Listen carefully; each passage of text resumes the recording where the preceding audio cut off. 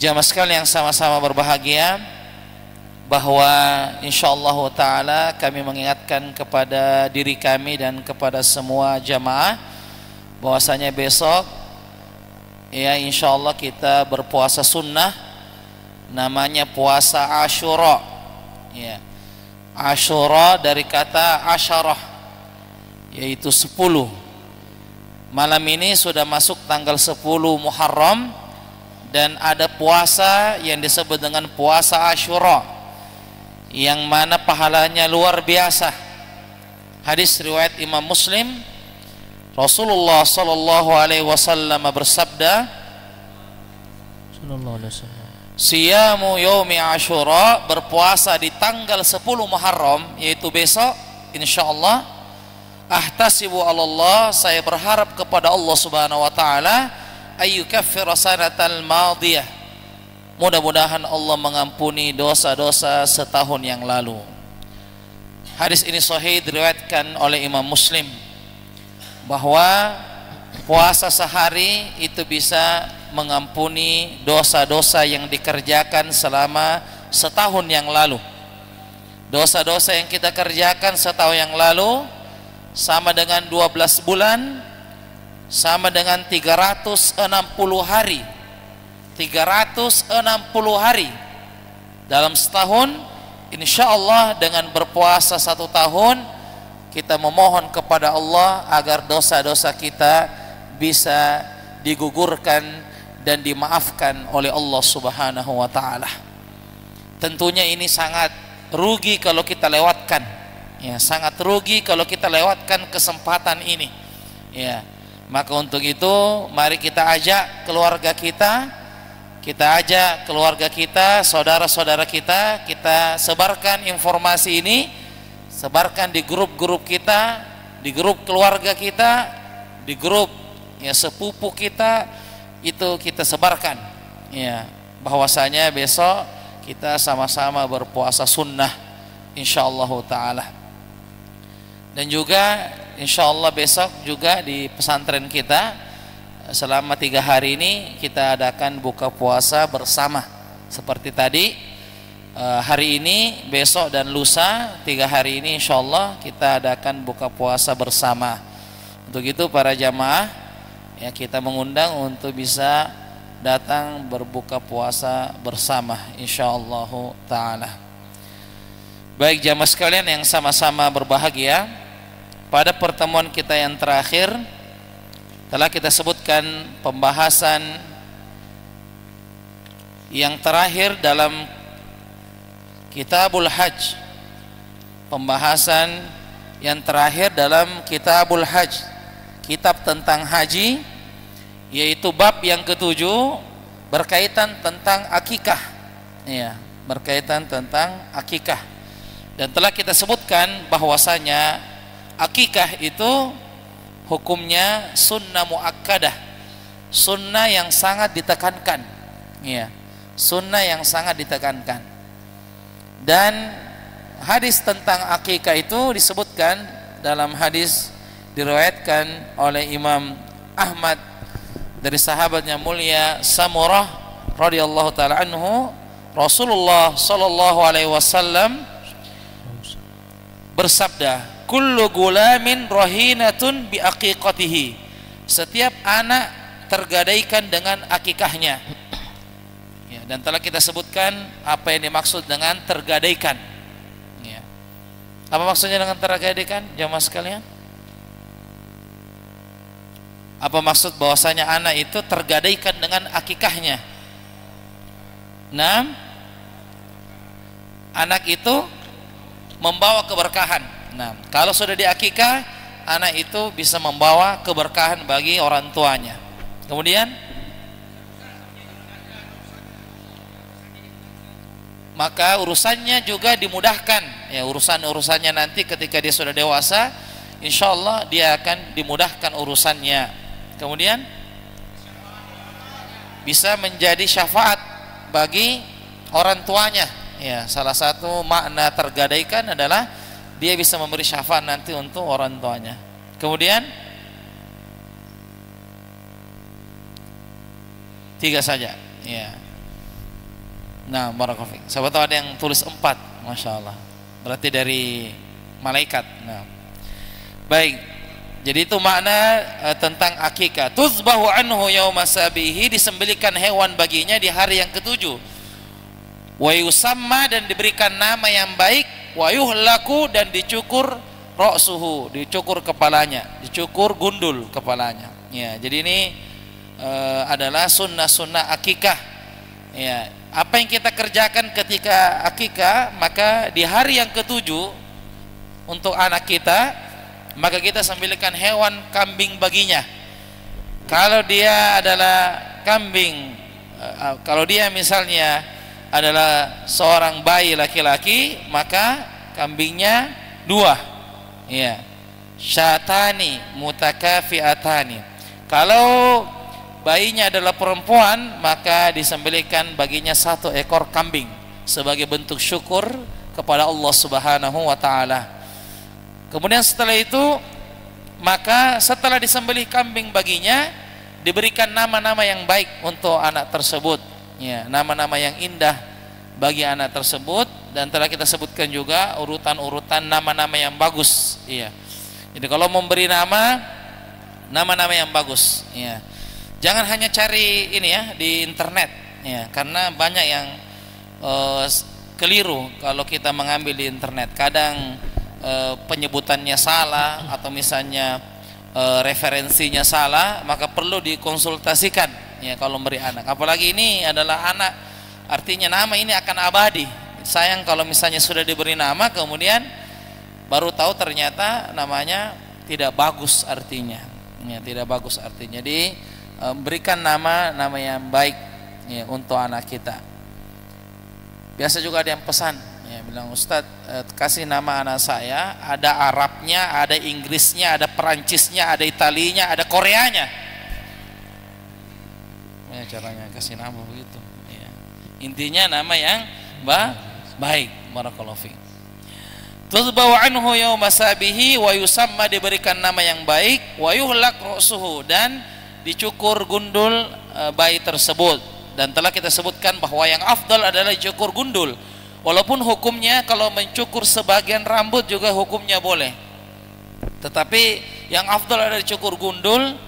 Kenapa? Karena rambut bayi itu masih ada sisa darah dari rahim ibunya, sehingga ketika dicukur, maka darah-darah yang melekat di rambut itu sudah dicukur habis, sehingga yang tumbuh setelah itu adalah rambut yang lebih sehat, ya, rambut yang lebih segar, sehingga diperintahkan untuk dicukur gundul.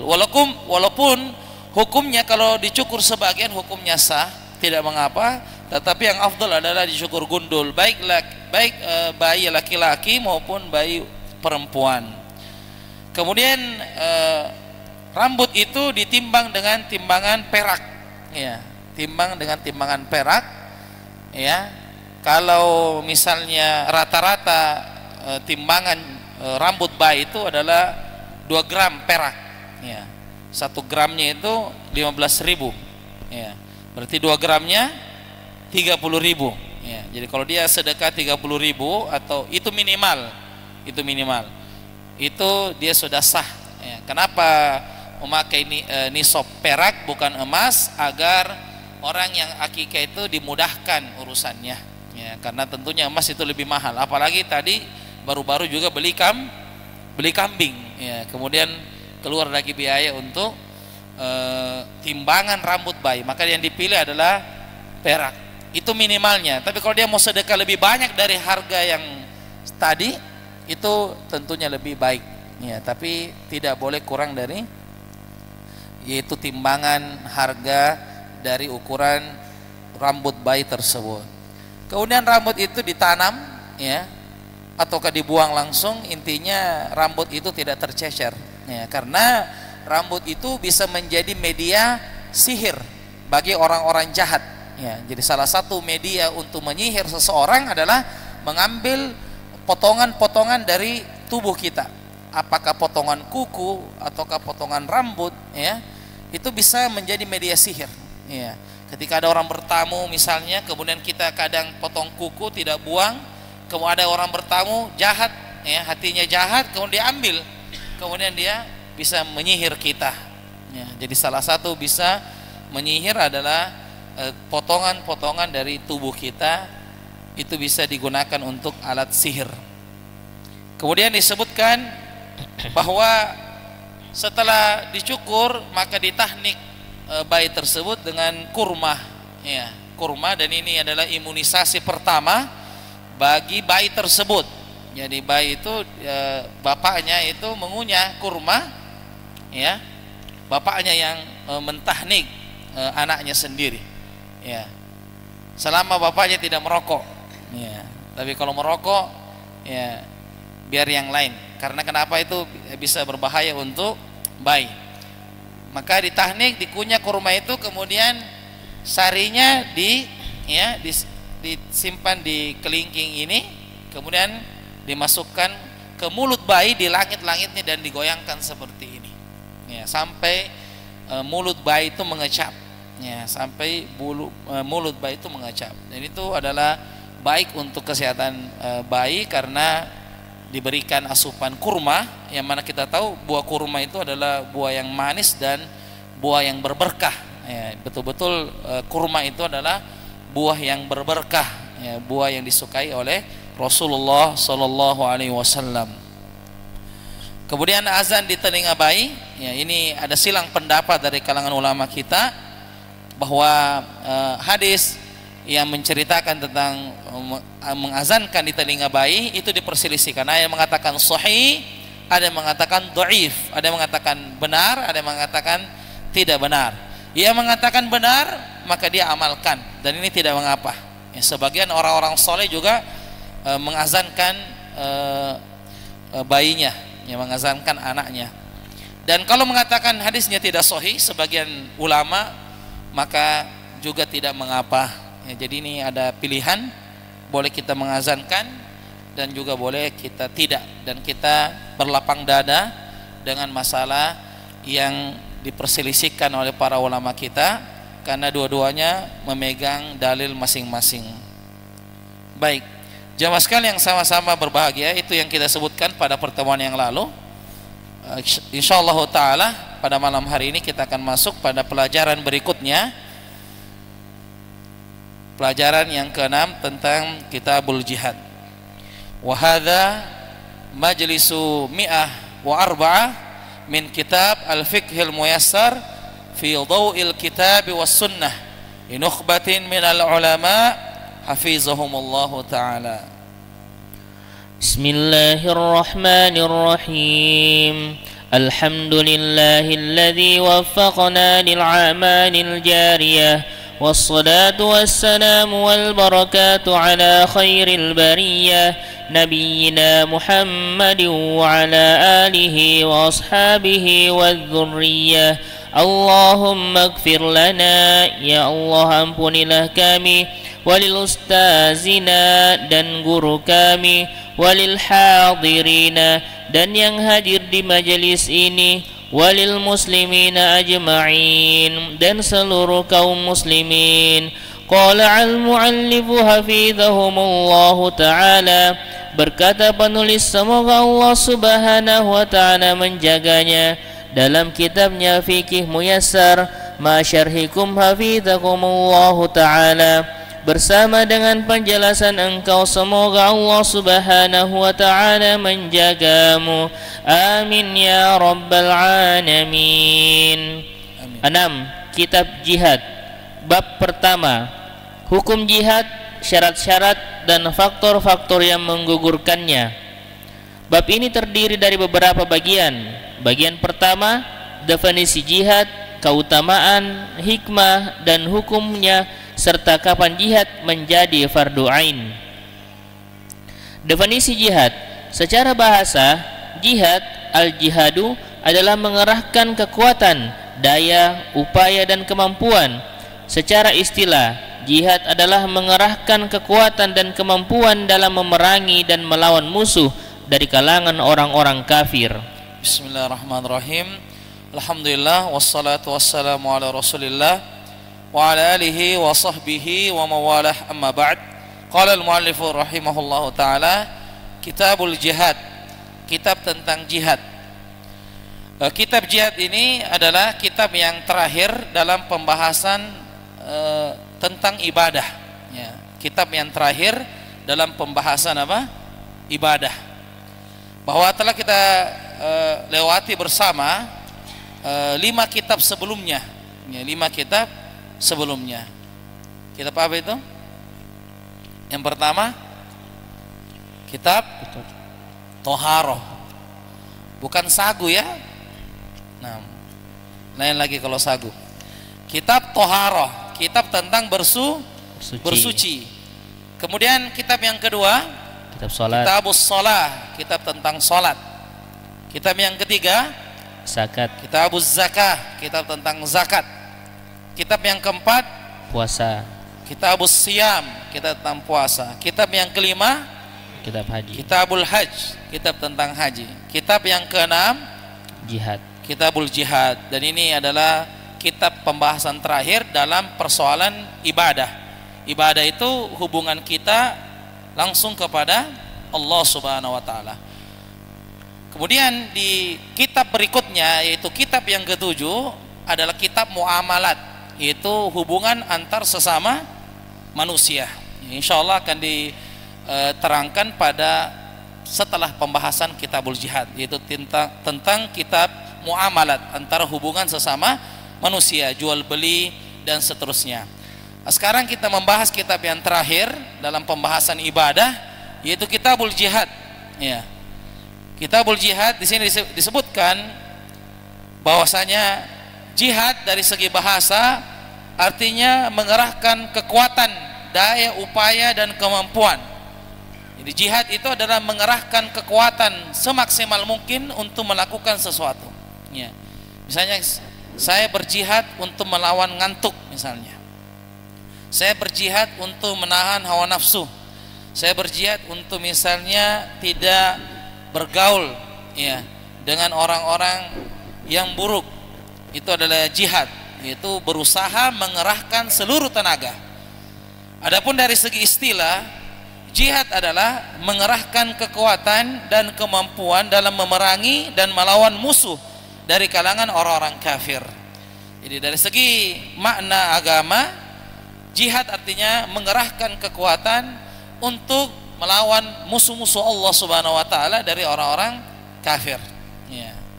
Jadi ini berbagai macam bentuknya. Jadi bukan jihad itu tidak hanya dipahami bahwa jihad itu sama dengan angkat senjata. Ya, tidak secara otomatis seperti itu. Tetapi bagian daripada jihad adalah apa saja yang bisa kita lakukan untuk melawan musuh-musuh Allah Subhanahu wa taala. Dalam bentuk apa saja? Ya, dalam bentuk apa saja. Misalnya yang sederhana, memboikot produk-produk orang-orang kafir. Itu bagian daripada apa? Jihad. Karena kita mengerahkan tenaga kita melawan nafsu kita untuk kita tidak ya membeli produk-produk yang didukung oleh orang-orang kafir, sehingga untuk membalas kepada saudara-saudara kita kaum muslimin.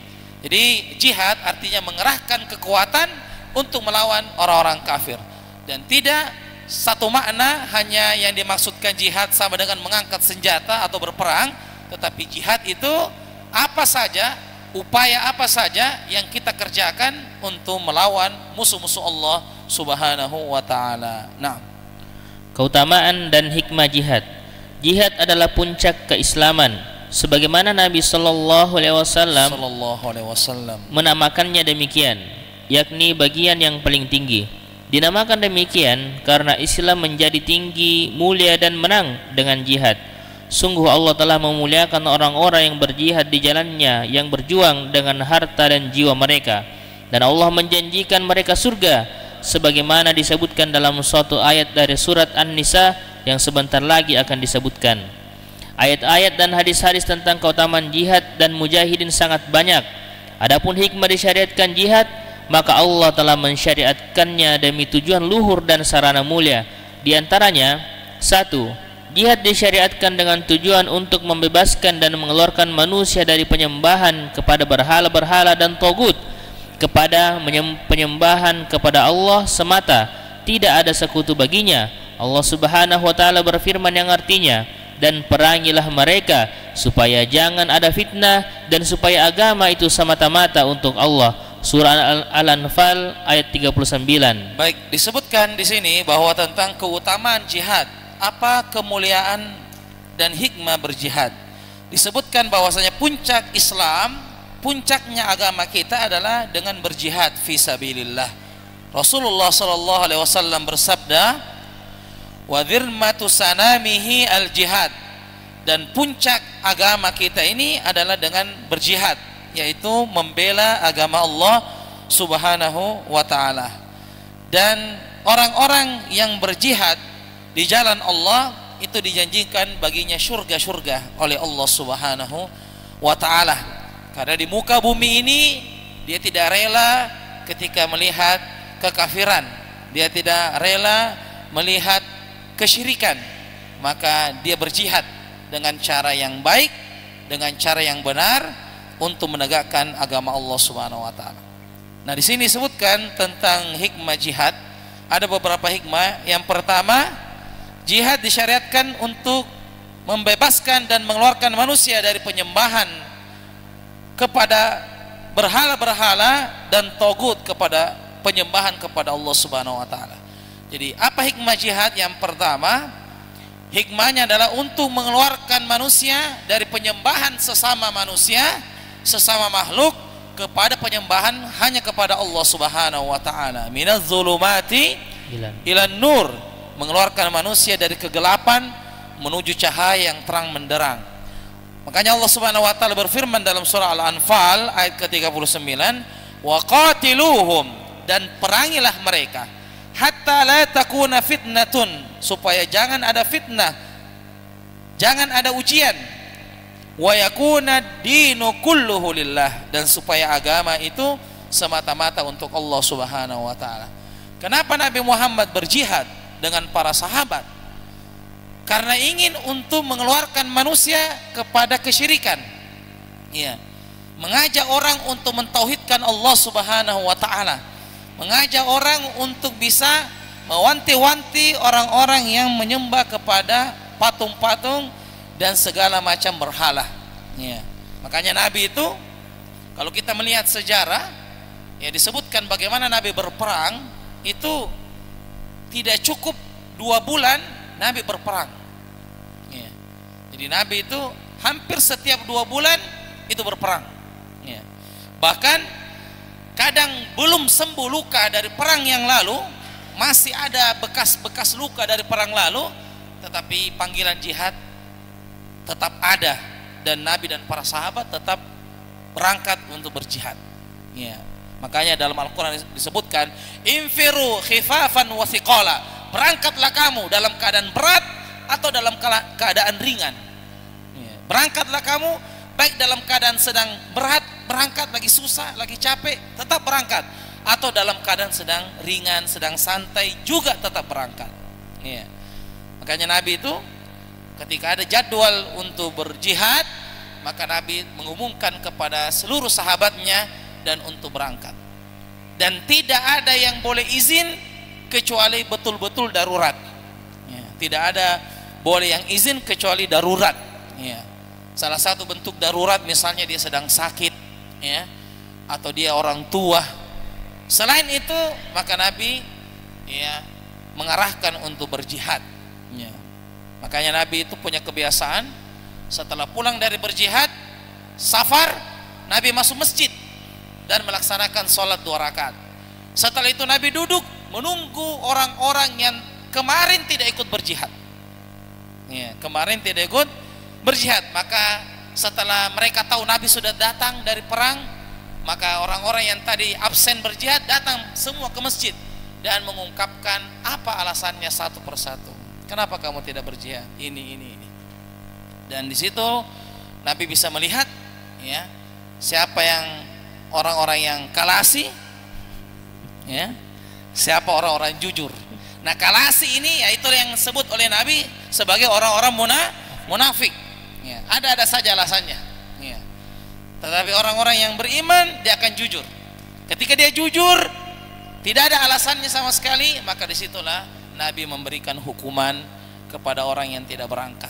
Ya, jadi sini Nabi sebagai kepala negara, sebagai pemimpin itu mengarahkan sahabat-sahabatnya untuk berjuang di jalan Allah Subhanahu wa taala dalam keadaan berat atau dalam keadaan sedang ringan. Nah, 2. Menghilangkan kezaliman dan mengembalikan hak kepada pemiliknya. Allah Subhanahu wa taala berfirman, telah diizinkan berperang bagi orang-orang yang diperangi, karena sesungguhnya mereka telah dianiaya, dan sesungguhnya Allah benar-benar maha kuasa menolong mereka itu. Surah Al-Hajj ayat 39. Yang kedua, menghilangkan kezaliman dan mengembalikan hak kepada pemiliknya. Udzina lilladzina yuqataluna bi annahum zulimu. Tidak diizinkan berperang bagi orang-orang yang diperangi, karena sesungguhnya mereka telah dianiaya, dan sesungguhnya Allah benar-benar maha kuasa menolong mereka itu. Jadi hikmah berjihad yang lain adalah menghilangkan kezoliman. Apakah kezoliman yang paling tinggi para jamaah sekalian? Membunuh orang, berzina, mencuri, kesyirikan. Az-zulmu zulumatun yaumal qiyamah. Kezoliman adalah kegelapan pada hari kiamat. Dan kita tahu kezoliman yang paling gelap adalah kesyirikan, yaitu menduakan Allah Subhanahu wa ta'ala, ya, menduakan Allah Subhanahu wa ta'ala. Bagaimana tidak orang kafir mengatakan bahwasanya Tuhan itu ada 3. Innallaha salisu salasa. Allah itu satu dari 3, ya, satu dari 3. Bukankah ini adalah menghina Allah Subhanahu wa ta'ala yang maha esa? Ya. Untuk itu syariat jihad ini agar menghilangkan kezoliman dengan cara memerangi orang-orang agar sadar dari perbuatan kezolimannya.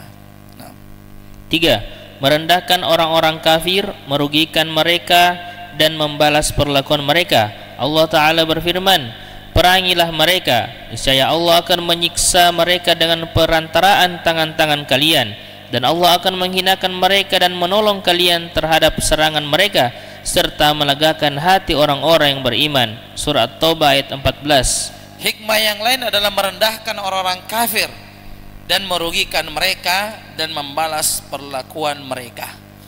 Bahwasanya kita membenci apa yang dikerjakan oleh orang-orang yang menduakan Allah Subhanahu wa ta'ala. Dalam Al-Quran disebutkan takadus samawatu yatafattarna min. Hampir saja langit ini pecah. Hampir saja langit ini pecah dari orang-orang yang menyekutukan Allah Subhanahu wa ta'ala. Kita azan Isya dulu, barakallahu fiik.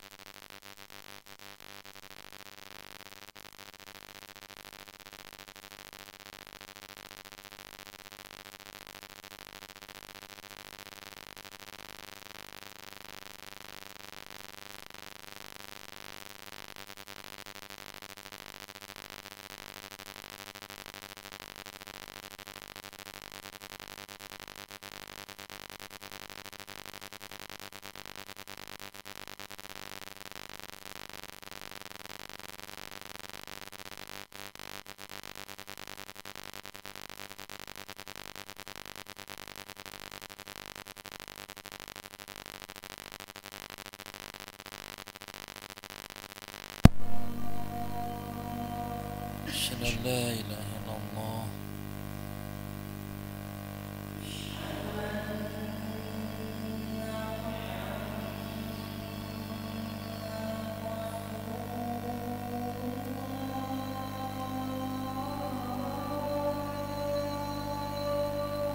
Asyhadu anna Muhammadar Rasulullah.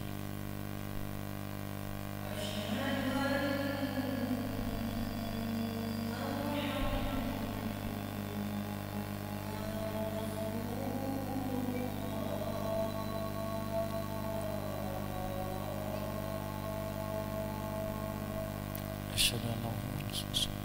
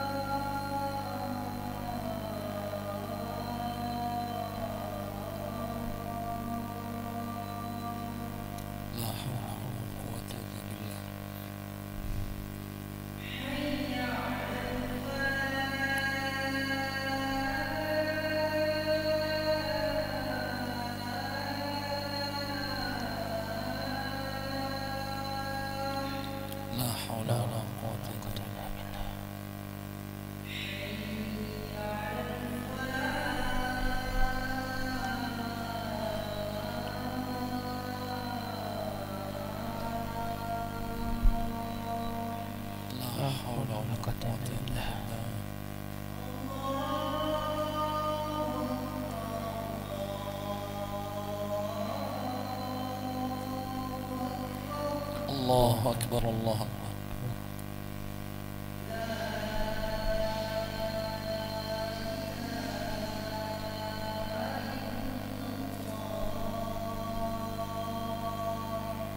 La ilaha illallah, Allahumma rabb hadhihi as-salati al-qa'imah ati Muhammadan al-wasilata wa ba'athu maqam mahmudan alladhi wa'adta. Disebutkan dalam hadis yang lain, hadis sahih diriwayatkan oleh Imam Tirmidzi, idza qala al-muazzin, ketika muazzin mengatakan Allahu Akbar, kemudian diikuti oleh orang yang mendengarkan Allahu Akbar, sampai la ilaha illallah, dan orang yang mendengarkan juga mengatakan la ilaha illallah, kuntu lahu syafi'an yaumal qiyamah, maka saya akan menjadi syafaatnya pada hari kiamat. Orang yang menjawab azan dan setelah itu dia berdoa, ya, itu dengan doa azan. Ini keutamaan bagi orang yang menjawab azan dan membaca doa setelah azan tersebut. Nah,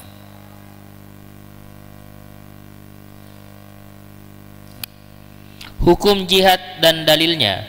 Jihad dengan maknanya yang khusus, yaitu jihad melawan orang-orang kafir, adalah fardu kifayah. Bila sebagian kaum muslimin dengan jumlah yang cukup melaksanakannya, maka kewajibannya gugur atas sebagian yang lain, sehingga hukumnya menjadi sunnah bagi mereka. Berdasarkan firman Allah Ta'ala, tidaklah sama antara mukmin yang duduk yang tidak turut berperang, yang tidak mempunyai uzur, dengan orang-orang yang berjihad di jalan Allah dengan harta dan jiwa mereka. Allah melebihkan orang-orang yang berjihad dengan harta dan jiwanya atas orang-orang yang duduk satu derajat. Kepada masing-masing mereka Allah menjanjikan pahala yang baik, surga, dan Allah melebihkan orang-orang yang berjihad atas orang yang duduk dengan pahala yang besar. Surah An-Nisa ayat 95. Baik, disebutkan apa hukum jihad dan dalilnya. Jihad itu dengan makna yang khusus, ya, yaitu melawan orang-orang kafir, adalah fardu kifayah. Ya, yang disebut dengan fardu kifayah, bila sebagian kaum muslimin dengan jumlah yang cukup telah melaksanakannya, sudah ada yang mewakili, maka kewajiban untuk kaum muslimin yang lain menjadi gugur. Ya, itu disebut dengan fardu kifayah. Kalau sudah ada sekelompok yang pergi berperang, maka yang lainnya sudah terwakili dari kelompok tersebut. Nah, diperhatikan di surah An-Nisa ayat ke-95. Coba kita lihat bagaimana Allah Subhanahu wa taala menginformasikan tentang jihad. La yastawil qa'iduna minal mu'minina ghairu ulid darari. Tidaklah sama antara mukmin yang duduk, yang tidak turut pergi perang, yang tidak mempunyai uzur, tidak punya alasan, dengan orang-orang yang berjihad di jalan Allah Subhanahu wa taala dengan harta dan jiwa mereka. Jadi tidak sama itu orang-orang yang duduk saja, ya, tidak ada alasannya berangkat, dengan orang yang berangkat dengan jiwa dan hartanya. Makanya sahabat kalau tidak sempat ikut perang karena sakit, tetap hartanya berangkat perang. Ya. untanya dipakai perang, ya. Dia bawa kurma sebagai bekal, dibawa perang. Dia sakit, tetapi hartanya berangkat untuk pergi berjihad. Makanya Nabi pernah mengatakan, man jahaza ghaziyan faqad ghaza. Siapa yang menyiapkan alat perang, siapa yang menyiapkan bekal perang, dia sama saja dengan orang yang ikut perang, ya, sama saja dengan ikut perang. Kita tidak bisa berangkat, tapi kita bantu, ya, ada dana kita berangkat. Makanya Nabi pernah mengatakan, menyampaikan kepada orang-orang yang ketika sedang berjalan di atas gunung, ya, di bawah lembah, sementara menuju ke lokasi perang, kata Nabi, ketahuilah ada orang-orang yang di Madinah sekarang, orang-orang di Madinah yang sementara duduk-duduk di Madinah tidak berangkat pergi berjihad, tetapi hartanya ada sumbangannya untuk berangkat berjihad. Ketahuilah mereka tubuhnya duduk di Madinah, tapi jiwanya berada di sekitar kita, seperti ada di sekitar kita. Jadi ketika kita naik gunung, dia ada. Kita turun ke lembah, dia ada. Kita kepanasan, dia ada. Padahal tubuhnya di Madinah. Kenapa? Karena dia punya bekal, mempersiapkan bekal untuk orang-orang yang berangkat perang, ya. Siapa yang menyiapkan bekal, maka dia sama dengan orang yang berangkat berjihad, ya. Jadi tidak sama, kata Allah Subhanahu wa taala. Bahkan Allah mengatakan, Allah melebihkan orang-orang yang berjihad dengan harta dan jiwanya atas orang-orang yang duduk satu derajat. Kepada masing-masing mereka Allah menjanjikan pahala surga. Allah menjanjikan surga bagi mereka, dan Allah melebihkan orang-orang yang berjihad atas orang-orang yang duduk dengan pahala yang besar. Jadi jihad itu memang selalu dikaitkan dengan harta dan jiwa. Berangkatlah dengan jiwa dan harta kita. Bukan hanya jiwa, tetapi harta juga kita berangkat, ya, dengan niat untuk menegakkan agama Allah Subhanahu wa taala. Nah, ayat ini menunjukkan bahwa jihad adalah fardu kifayah, bukan fardu ain.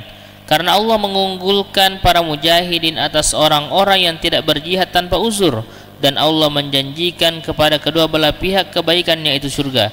Seandainya jihad adalah fardu ain, niscaya orang-orang yang tidak berjihad berhak mendapatkan ancaman, bukan mendapatkan janji. Allah Subhanahu wa taala berfirman, tidak sepatutnya bagi orang-orang yang mukmin itu pergi semuanya ke medan perang. Mengapa tidak pergi dari tiap-tiap golongan di antara mereka beberapa orang untuk memperdalam pengetahuan mereka tentang agama? Surat Taubah ayat 122. Baik, diperhatikan ayat ini, surat Taubah ayat 122. Hukum asal jihad itu fardu kifayah, bukan fardu ain. Fardu kifayah tadi kalau sudah ada yang mengerjakan sebagian, maka yang lainnya sudah gugur, sudah dicukupkan. Kalau fardu ain wajib setiap orang, ya, wajib setiap individu. Contoh seperti sholat. Sholat itu fardu apa? Fardu ain. Sholat 5 waktu itu hukumnya fardu ain, ya. Kalau fardu kifayah tidak seperti fardu ain. Nah, dari mana kita mengetahui dia adalah fardu kifayah? Di ayat ini, surah At-Taubah ayat 122. Wa ma kanal mu'minuna liyanfiru kaffah. Tidak sepatutnya bagi orang-orang yang mukmin itu pergi semua ke berjihad. Tidak semua orang-orang beriman itu pergi berjihad, tidak sepantasnya, tidak patut. Mengapa tidak pergi dari tiap-tiap golongan di antara mereka orang untuk memperdalam pengetahuan mereka tentang agama? Ya, coba perhatikan di sini. Di sini Allah membagi dua kelompok. Dibagi dua. Ada orang yang berangkat pergi berjihad, dan tidak boleh semuanya pergi berangkat berjihad. Tapi ada orang yang harus standby juga di kampungnya untuk memperdalam ilmu agama. Dari ayat ini, ulama kita mengatakan bahwasanya memperdalam ilmu agama, menuntut ilmu agama itu sama dengan berjihad di jalan Allah Subhanahu wa taala. Duduk mendengar, menulis, iya. Kadang kita mengantuk, menghafal, belajar, itu bagian daripada jihad, iya. Dan jihad kita sekarang adalah jihad untuk melawan kebodohan, melawan kejahilan, iya. Melawan hawa nafsu. hawa nafsu ini tidak bisa terangkat kecuali kita tahu ini hawa nafsu, ini bukan hawa nafsu, ini salah, ini benar, ini boleh, ini tidak boleh. Itu tidak bisa terjawab kecuali dengan memperdalam ilmu agama. Orang semua memperdalam ilmu agama, kita memperdalam sumur. Dari mana kamu? Saya dari Jawa. Memperdalam sumur, memperdalam ilmu agama. Ini yang penting. Ya. Kata Allah, tidak semuanya pergi berangkat, jangan semua pergi, tapi harus ada yang standby belajar agama. Ya. Seperti Abu Hurairah. Abu Hurairah itu kerjanya di mana? Di masjid. Abu Hurairah itu fokus di masjid, belajar dengan Nabi, ya, menuntut ilmu dengan Nabi. Ya. Bahkan kita tidak bisa sholat kalau tidak ada hadis dari siapa? Abu Hurairah radhiyallahu ta'ala. Tidak tahu kita sholat bagaimana angkat tangan, bagaimana ruku, sujud, kalau tidak ada hadisnya dari siapa? Abu Hurairah. Kalau berangkat semua pergi berjihad. Ya. Makanya dari sini ulama kita mengatakan jihad di zaman sekarang adalah mengangkat kebodohan, melawan kebodohan. Ya. Maka seperti ini disebutkan oleh ulama kita. Ketika kita berangkat belajar, kita berangkat pergi pengajian, ketahuilah kita sedang berada dalam jihad. Kita sedang berada di jalan Allah Subhanahu wa taala. Man kharaja li talibil ilmi fa huwa fi sabilillah hatta yarji. Siapa yang berangkat belajar menuntut ilmu dari rumahnya keluar untuk menuntut ilmu agama, maka dia sama dengan orang yang berjihad sampai dia kembali lagi ke rumahnya. Ya, para jamaah sekalian. Jadi ini keutamaan. Jadi kalau kita ikut pengajian, ikut masar, itu jihad fisabilillah. Ya. Makanya ada juga absennya, ada juga izinnya. Kalau bertanya kenapa ada izinnya? Jihad. Nabi tidak terima kalau tidak ada uzur. Ya. Nabi tidak terima kalau tidak ada uzur. Ya. Jadi Nabi itu melihat, oh ini. Ya. Bagaimana caranya mau hayal al jihad kalau tidak ada hayal sholat?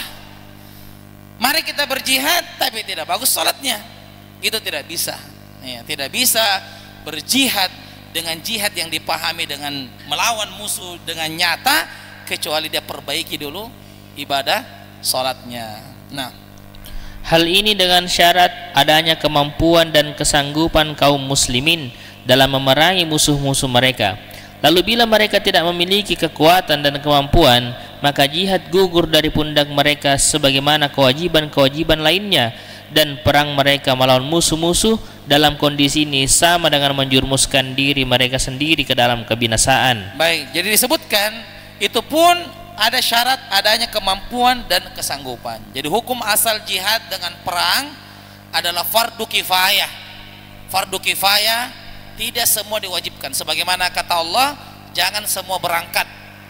Jangan semua berangkat, harus ada yang duduk belajar agama, memperdalam ilmu agama untuk mengingatkan. Ya, makanya Khalid bin Walid, sahabat panglima perang yang tidak pernah absen dalam berjihad, kata Nabi, kata Khalid bin Walid, qad syaghalna laka anil jihad.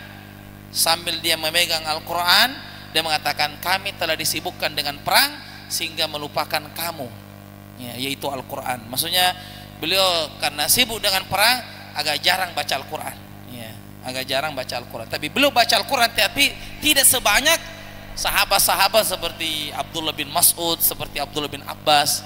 Ya, barakallahu fiik. Jadi ini disebutkan oleh para ulama kita bahwasanya jihad di zaman sekarang ini adalah bagaimana kita memperdalam ilmu agama kita. Kita mesti ada waktu untuk belajar, kita mesti ada waktu untuk mendengarkan agama. Dari situlah kita mengetahui yang mana yang dibolehkan oleh Allah dan yang mana yang dilarang oleh Allah Subhanahu wa taala. Dan jihad, kenapa menuntut ilmu disebut dengan jihad? Karena memang menuntut ilmu itu berat. Ya, menuntut ilmu itu berat, perlu istiqomah, perlu sabar, perlu disiplin dalam menuntut ilmu. Ya. Jadi jihad tidak menjadi fardu ain, ya, fardu kifayah. Ya. Jadi bukan berarti setelah ini karena bergebu-gebu, ya. Apa maksudnya Ustaz? Pesan tiket kita? Bukan. Bukan. Jihad tidak wajib setiap orang kecuali 4 keadaan baru bisa menjadi wajib. Ya, insya Allah pekan depan kita akan bahas kapan jihad itu wajib ya bagi setiap orang. Demikian, jazakumullah khair atas perhatiannya. Mudah-mudahan bermanfaat. Semoga Allah Subhanahu wa taala memberikan kepada kita ilmu yang bermanfaat, rezeki yang baik dan amalan yang diterima.